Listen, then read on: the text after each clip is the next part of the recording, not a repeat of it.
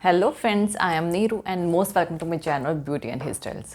Friends, आज मैं आपके लिए लेके आई हूँ कि अगर आपको कर्लर बाय करना है तो किस तरह से करें। अगर आपको कर्लर की पूरी डिटेल जो है पता नहीं है कि कौन सा कर्लर किस तरह से बाय करें, किस तरह से उसकी मेज़रमेंट देखें, तो उससे रिलेटेड हम आज आपके लिए वीडियो लेके आए हैं। तो देखिए फ्रेंड्स, कर्लर आपके पास अलग अलग तरीके के होते हैं, तो लेकिन कर्लर को जो आइडेंटिफाई करना है कि आपको कौन सा कर्लर बाय करना है वो डिपेंड करता है इसका डाया, यानी कि जिसको बैरल बोलते हैं। ये जो सर्कुलर चीज़ होती है इसे बैरल बोलते हैं। अब ये जो चीज़ है ये कितनी बड़ी है या कितनी छोटी है, यानी ये बैरल जो है ये कितना बड़ा है ये कितना छोटा है, ये चीज़ डिपेंड करती है कि जो आप कर्ल कर रहे हो वो किस फॉर्म में आएगी, यानी कि कितनी अच्छी आपकी कर्ल आएगी। यानी आपको कैसी कर्ल चाहिए, आपको मैगी कर्ल चाहिए या फिर आपको बड़ी बिग राउंड कर्ल चाहिए, तो ये आपके ऊपर डिपेंड करता है। कुछ पर्सन्स ऐसे होते हैं जिन्हें छोटे छोटे मैगी टाइप में कर्ल्स पसंद होते हैं, कुछ ऐसे होते हैं जिनको बड़े बिग वॉल्यूम वाले कर्ल्स पसंद होते हैं। तो ये जो चीज़ है ना ये डिसाइड करती है, और इसको हम बैरल बोल सकते हैं या इसको हम मेज़र कर सकते हैं एमएम में या फिर इंचज़ में। अब कैसे आपको देखना है कि कितने इंच का ये जो बैरल है ये कितने एमएम का है। अब देखिए, सबसे पहले ना जो सबसे पतला बैरल होता है वो 7 mm का होता है, जो बहुत ही पतला होता है 7 mm का, ठीक है। और यानी कि 7 mm 7 mm। अब जितना पतला बैरल होगा, यानी जितनी पतली ये रोड होगी, डायामीटर इसका जितना पतला होगा उतनी ही पतली आपकी कर्ल आएगी। अगर ये बहुत ज़्यादा पतली है तो आपकी कर्ल भी उतनी ही पतली आएगी।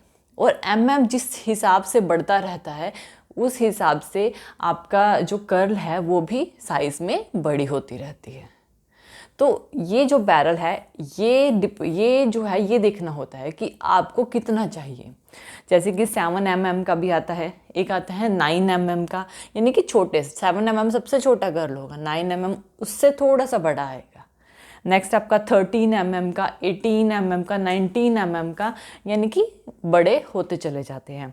मैक्सिमम आपका 32 mm का बैरल भी आता है, जो कि काफ़ी मोटा होता है और उसमें कर्ल्स भी काफ़ी ज़्यादा वॉल्यूम में बड़ी कर्ल आती हैं, ठीक है। तो 22 mm, 25 mm या फिर 32 mm का, यानी जब आप कहीं कर्लर बाय करते हो, जब उसकी चेक करते हो उसे, तो आपको क्या चेक करना है कि वो कितने का है। अगर कम यानी कि 7 mm का है तो पतली कर्ल देगा, जैसे जैसे बढ़ती जाएगी वैसे वैसे कर्ल बड़ी देगा। तो इस हिसाब से आप अपने कर्लर को चूज़ कीजिए।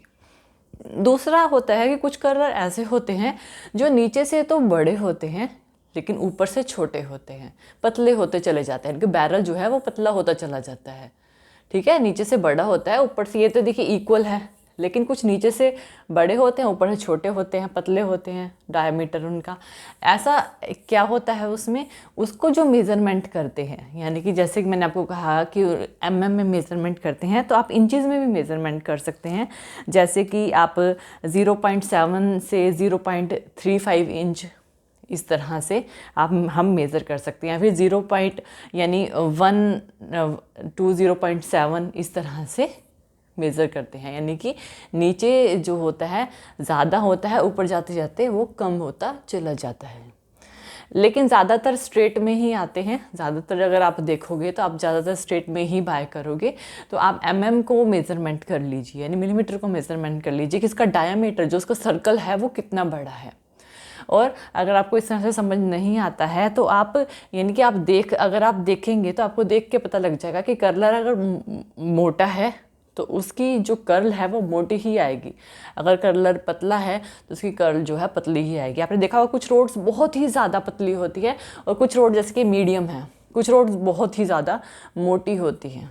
तो ये आपको अलग अलग तरीके के जो है लेने होते हैं, लेकिन आपको कौन सा लेना है आपको ये डिसाइड करना पड़ता है अपने अकॉर्डिंग। तो यहाँ पर मैंने आपको अलग अलग एमएम्स में बताए हैं कि कर्लर्स आपको कैसे बाय करने हैं, या फिर इंचज़ में किस तरह से बाय करने हैं। ज़्यादातर में चलता है। तो इस तरह से आपको कलर्स जो हैं वो अलग अलग तरीके के बाय कर सकते हो। बाकी अगर कलर्स की बात करूं तो फ़िलिप्स का और आइकॉनिक के कलर्स काफ़ी अच्छे जो हैं वो होते हैं। ये जो मेरे पास है ये V&G का है, ये थोड़ा कम रेंज में है लेकिन कर्ल अच्छी कर देता है, थोड़ा कम रेंज में है। फ़िलिप्स का भी है मेरे पास, वो भी बहुत अच्छा कलर है। वो जो उसका जो बैरल है मेरे पास पतला है, इसका बैरल मोटा है, तो अलग अलग बैरल्स के हैं। आइकॉनिक के भी जो हैं वो अलग अलग बैरल्स में मिलते हैं। तो आप जिस चीज़ में कंफर्टेबल हो आप उस चीज़ की ले लीजिए। और इसकी जो ये प्लेट्स होती हैं ये सिरामिक की भी होती हैं, टाइटेनियम की भी होती हैं।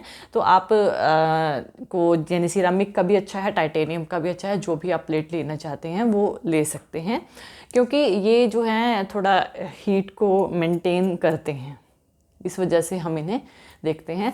और अगर आप एक अच्छी ब्रांड का लेना चाहते हैं, आप फ़िलिप्स आइकॉनिक का ले सकते हैं। बहुत अच्छे कलर्स हैं इनके, और थोड़ा हीट को भी मैनेज करते हैं हेयर में, और डैमेज भी बहुत कम करते हैं। बाकी अगर आपको लेस बजट में चाहिए, कि मुझे कम बजट में चाहिए, तो मेरे पास यहाँ पे V&G का है, आपको लेस बजट में मिलेगा और अच्छा है। काफ़ी टाइम से मैं इसे यूज़ कर रही हूँ बड़े कर्ल्स करने के लिए, और अगर छोटे कर्ल्स करने होते हैं तो मैं ज़्यादातर फ़िलिप्स की तरफ जाती हूँ। So friends, I hope so कि आपको कर्लर से रिलेटेड ये वीडियो है ये पसंद आया होगा, आपको पता लग गया होगा कि किस तरह से आपको अपने कर्लर को चूज़ करना है छोटे से बड़े की तरफ। So friends, I hope so कि आपको वीडियो पसंद आया है। तो थैंक यू वीडियो देखने के लिए। और ज़्यादा अपडेटिंग वीडियोज़ के लिए आप मेरे channel beauty and hair styles में मुझे सब्सक्राइब कर सकते हैं। Thank you friends, good bye.